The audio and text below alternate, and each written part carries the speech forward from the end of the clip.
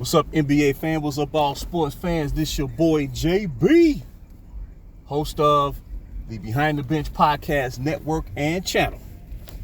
Just want to give a shout out to the rest of the crew. I'm talking about Shy, Kelvin, and Jermaine.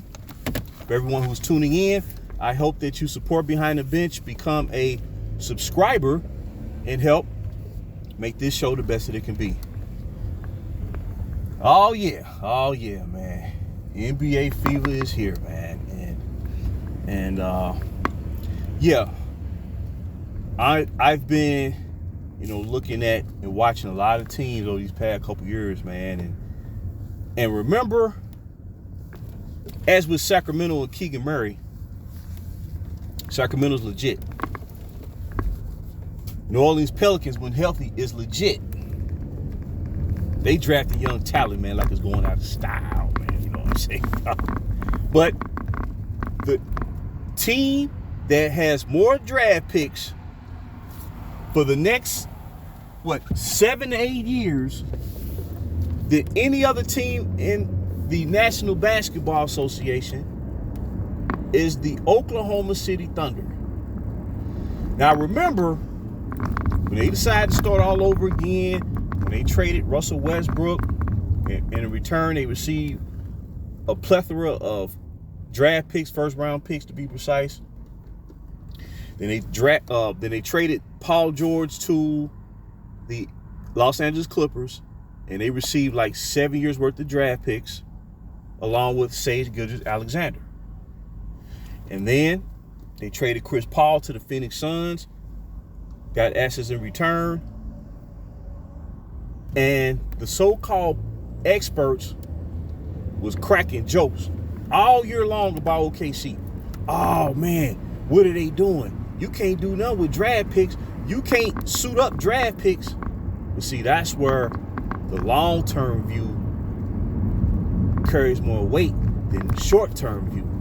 And that's the downside to the super team era. Because the super team era, you buck convention, you set aside logic, you throw all caution to the wind. And that's what a lot of teams are going to find out this year. A lot of teams that continue to operate in that mode, they're not going to win. They're not going to win. Okay. The Oklahoma City was the butt of jokes for like 2-3 years. Now all of a sudden, we're seeing those moves starting to pay dividends in a major big way and fast, because this team missing their number 2 selected player in the first round all season long in Chet Holmgren. If I'm not mistaken, Oklahoma City finished like, they record like 40 and 42? Let's just say they finished around 500. And they were one game away from reaching the playoffs. It was one game away. They lost to the Minnesota Timberwolves in the second play-in game. But a large reason why all of a sudden they become a 500 ball club playing in the Western Conference, because of this guy right here. Now, Sage Gilgeous-Alexander is their best player. He's their star player. But this rookie right here, he played ball all season long. I'm talking about Jalen Williams.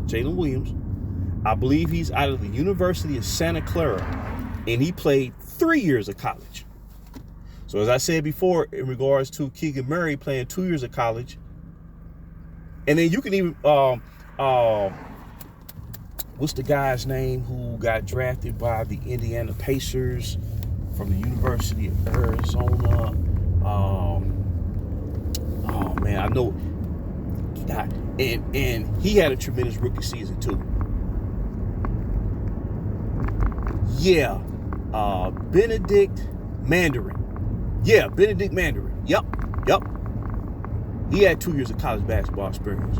So these teams are wising up. But let's get back to Jalen Williams. He averaged about 14 and a half points a game, about like 4 rebounds a game, 3 assists. And he had some game winners for Oklahoma City this year. He had big shots for Oklahoma City, OKC. Now all of a sudden, people not cracking jokes about them no more. See, when you have a long-term view, man, and you don't, and I know it's a challenge sometimes to refrain from being influenced by so-called experts, but if you formulate a blueprint for your team, your organization, and you got a long-term vision, it's best to see that through and apply it, because eventually you will reap the rewards for being practical and building a team the right way. As long as you have a scouting department that has an eye for talent and know what players to bring to the team to build that overall chemistry, to put you in position to have a tremendous future, this team has like close to 30 draft picks to go. So they will always have leverage to where they're in a position now where Oklahoma City Thunder is going to roll for the next 15 years. Watch. They're going to roll for the next 15 years. They're going to have a longer run than they did during the KD, Westbrook, James Harden years. This is what they're setting up because of so many draft picks. Okay, with this new CBA and more restriction on, player salary in terms of being able to, pay multiple stars exorbitant contracts. Well, now you're in a position where if you have to let a player go because of the salary cap restriction, you can draft someone to fill that spot, and he will fit right in immediately because you have a system of play where it's not predicated around one guy. You see what I'm saying? So Sam Presti, the GM down there, he's setting that team up like the Spurs, when the Spurs rolled for about 20 years plus. That's what he's about to do in OKC. And they won't be cracking jokes. That's why I say these small market teams have figured it out. It's not worth trying to stack the deck and go for it all because it's still not a guarantee. So you're better off trying to create a situation where you're going to be a viable and competitive franchise for years to come. And when you draft a player like Jalen Williams, who come in as a rookie with 3 years of college experience, he can come right in and pay dividends and contribute to you winning games. Then the one and done system where a player may have a lot of talent and potential, but that 1 year is a huge difference between 1 year of college basketball and 2 years of college basketball. It's a tremendous difference. So, like I said, Jalen Williams, man, like I said, I'm sure he's going to improve on this game. And, his scoring average should increase by, maybe like, same thing with Keegan Murray of the Sacramento Kings, like 17, 18 points a game. And they may finish over 500 this year. So these teams are trying to go for it now in the Western Conference. They're trying to stack the deck or been stacking the deck. It's not going to be easy. Because Denver done broke through now. Denver's prime. They the defending champions. The Pelicans with a healthy Zion Williamson. I don't think nobody would want to play them in the postseason. They got a premier inside guy, a big-time mid-range player, one of the best three-point shooters in the league already, a tremendous bench, defenders. They have it all. Oklahoma City is going to be one of those teams, too. The Memphis Grizzlies, too. The small market team. I'm excited for the small market team. Don't get me wrong. If a staple franchise builds a winner, that's great. But these small market teams have figured it out, and they're actually leading the way. And a lot of the staple franchises are now following the blueprint of these small market teams. So, like I said, kudos to Oklahoma City Thunder. They drafted an excellent player in Jalen Williams.